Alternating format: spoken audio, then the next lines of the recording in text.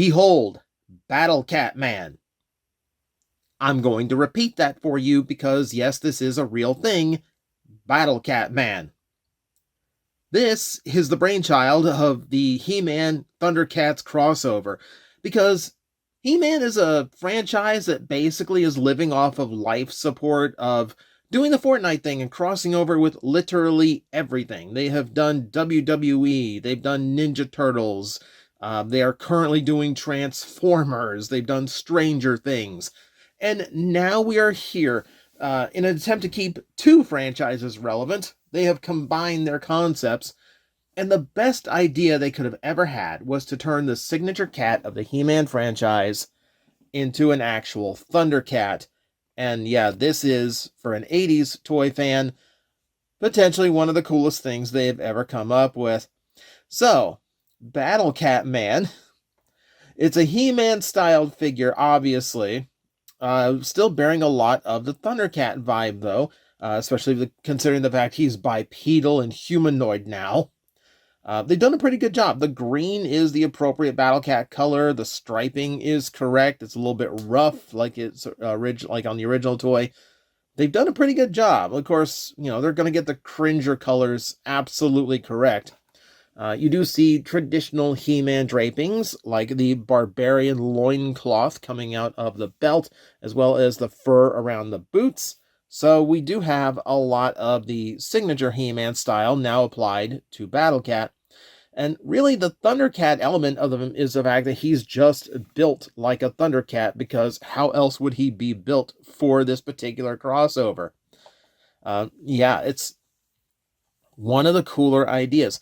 So, like, when they cross these kind of things over, a lot of times it just kind of feels hammered in, It's Man-at-Arms has a weird piece of, like, turtle shell on his armor, He-Man is, like, slightly Lion-O inspired. Things like that. But this is just ideal. Like, this is just a crazy type of toy you'd expect, like, some third-party company to do as, like, a weird homage mashup thing. But nope, here we go.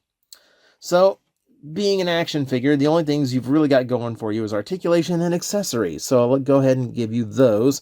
Accessory-wise, he does have these big old claws that he comes with, and considering he was originally a tiger, I guess that's the most appropriate weapon you could have absolutely chosen. The armor itself, by the way, this nice metallic red, not aside from the helmet for some reason. Helmet's a more dull shade, but everything else on him has this really nice metallic sheen to it. Looks really, really nice. And I love how much of it is inspired by the original Battlecat armor. The spikes, the little rings at the base of them, that's all correct to the original design. Like the little loops and balls there, you can find those across Battlecat's normal armor. And even the helmet is very, He-Man inspired, but it still keeps a lot of the familiar notes from the original helmet toy as well. It's just done a really good job of capturing everything. Now, the bracer that he's wearing across his chest, don't worry about the fact that it has holes for storing weaponry. He does not come with anything else besides the claws, and the claws hold on to his hands via little clips, meaning they are easy to remove, so you'll watch for that if you're a little bit too reckless with your posing, but that also means there's no way to store them on the back, so you just kind of set them aside like normal accessories and move on with your day. But everything else, yeah, sculpt-wise, proportion-wise, like, this is a pretty nice-looking figure. It's doing everything I could want out of Battlecat Man.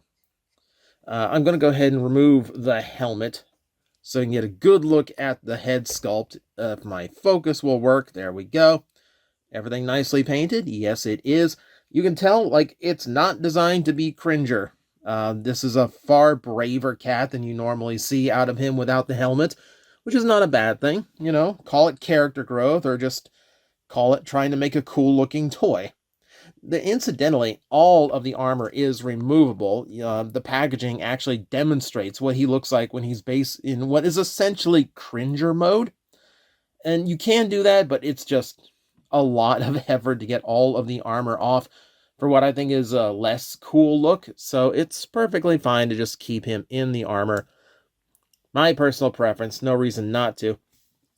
So let's see what the articulation has. Ball jointed neck, so full rotation, as well as a lot of up and down. Quite a lot of up and down. Left and right as well. All that works really, really well. It's a very well cut ball joint. You have universal shoulders. This is a softer tempera plastic, so it does move out of the way when you start bending the shoulders. See, do we have a bicep rotation? No, we do not. Kind of weird on a figure like this. We have one below the bicep, which is not my preference, but hey, it still serves the function. We do have a 90-degree elbow bend. We have a wrist rotation as well as a wrist hinge. Good to see. The hands are the traditional He-Man shape, which means they can grip pretty much any weapon. Should you want to give Cringer the Sword of Omens, that's up to you. Sword of Omens or the Power Sword. Dual wield, why not? What could go wrong in the hands of a cowardly tiger?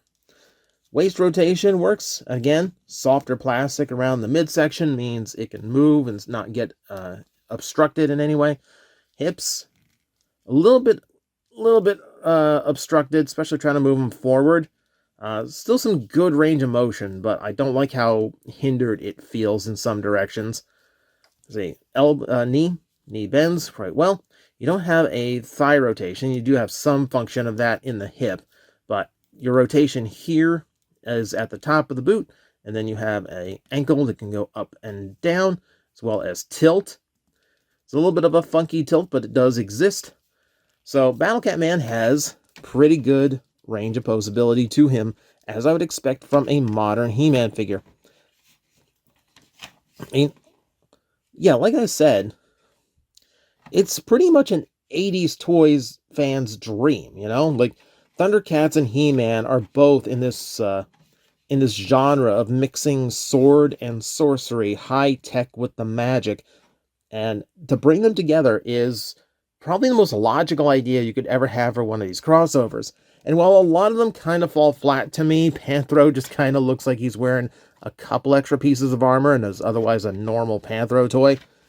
Yeah, this kind of lunacy, this is where it's at for me. This is the kind of crazy that I need out of these crossovers.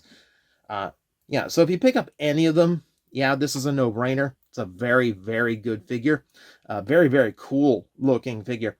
And just to keep everyone in the loop, yes, they are doing a Panthro. Hang on. Panthor.